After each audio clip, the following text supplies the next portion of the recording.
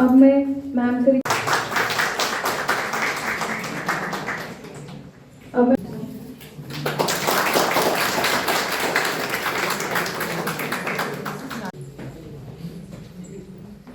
कार्यक्रम को आगे बढ़ाते हुए अब मैं नारी शक्ति संगठन की तथा उनके समस्त नागरिकों को सामाजिक आर्थिक और राजनैतिक न्याय, विश्वास, धर्म और उपासना की स्वतंत्रता, प्रतिष्ठा और अवसर की समस्त प्राप्त करने को तथा उन सब में व्यक्ति की गरिमा और राष्ट्र की एकता और अखंडता सुनिश्चित करने वाली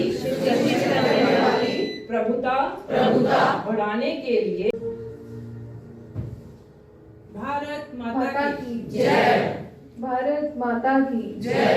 नारी शक्ति संगठन 2018 से लेके आज तक जो उन्होंने काम किए हैं, मैं उसकी थोड़ी सी रूपरेखा देकर आगे कार्यक्रम बढ़ाऊंगी। 2017-18 में हमने सीमा पे जो भी महिलाएं रहती हैं, बॉर्डर रिलेटेड जो उनकी समस्या है, उन पे उनकी क्या स्थिति है, उस पे एक सर्वे किया। और दूसरी जो जम्मू कश्मीर की जो जेलों में महिला है, उनकी क्या स्थिति है, एक 2 किताबें रिलीज हुई। वो हमारा एक मेन सर्वे जो हमारे राष्ट्रीय लेवल तक गई और उसकी काफी प्रशंसा हुई। और जैसे हम डेली रूटीन में है, मेडिकल कैंप्स लगाते हैं, उनका स्वास्थ्य निर्णय जो अपना परीक्षण करते हैं कि महिलाओं को बस्तियों में क्या अवेयरनेस हम दे सकते हैं, उनको मेडिसिन देना, ये सब चीजें।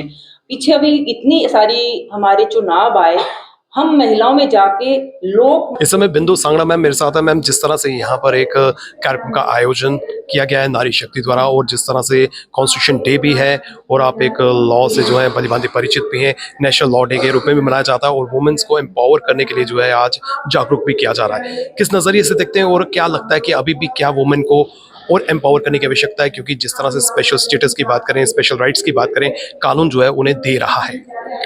Thank you, Ritesh ji. First of all congratulations to all of you, और आप सबको संविधान दिवस की शुभकामनाएं भी।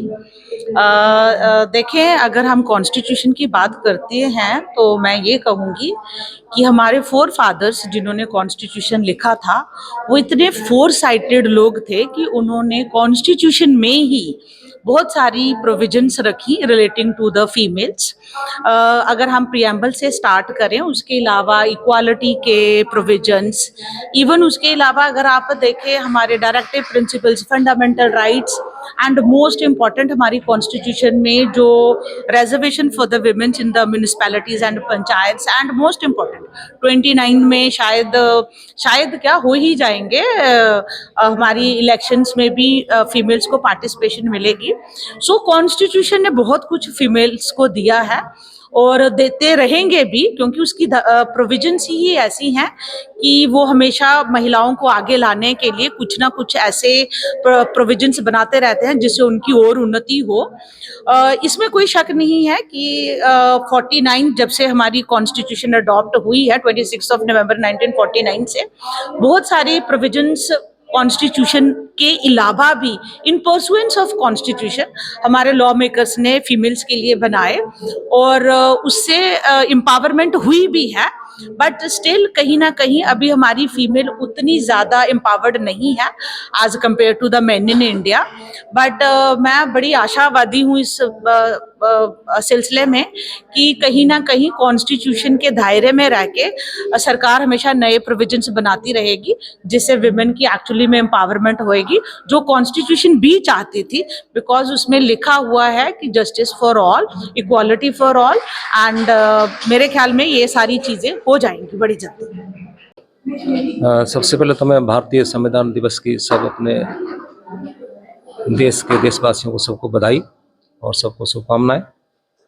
आज जम्मू विश्वविद्यालय में यहाँ पर भारतीय हमारा जो संविधान, और उस संविधान में महिलाओं की भागीदारी के ऊपर जम्मू का जो नारी संगठन है वो अपना एक कार्यक्रम यहाँ पर कर रहा है। यहाँ पर हमारे संविधान में हमारे जो भारतीय महिलाओं को उनके जो इक्वल राइट्स दिए गए हैं, इक्वल अपॉर्चुनिटी दी गई हैं, और भी सारे जो संविधान के दायरे में उनको जो हक उनके हैं, उन हक के ऊपर यहाँ पर ये चर्चा होगी। क्या बाकी में जो एक तरफ संविधान में तो उनको इक्वल राइट, इक्वल अपॉर्चुनिटी दे रखी है, तो क्या बाकी में समाज में हम चीज़ों को फॉलो करते हैं या नहीं करते हैं? दूसरी तरफ इस इक्वल अपॉर्चुनिटी के बावजूद भी अभी हम देखते हैं कि हमारे जो पार्लियामेंट सिस्टम है या हमारा जो डेमोक्रेटिक सेटअप है, उसमें अभी तक कहीं भी आप देखेंगे आपको हार्डली 5%, 10% महिलाओं से ज़्यादा उनका कोई रिप्रेजेंटेशन उसमें नहीं है। अभी सरकार ने लास्ट ईयर 106वां जो उन्होंने अमेंडमेंट पास किया था 30% रिजर्वेशन, वो भी अब आगे वाले टाइम में आगे लागू होगा। तो क्या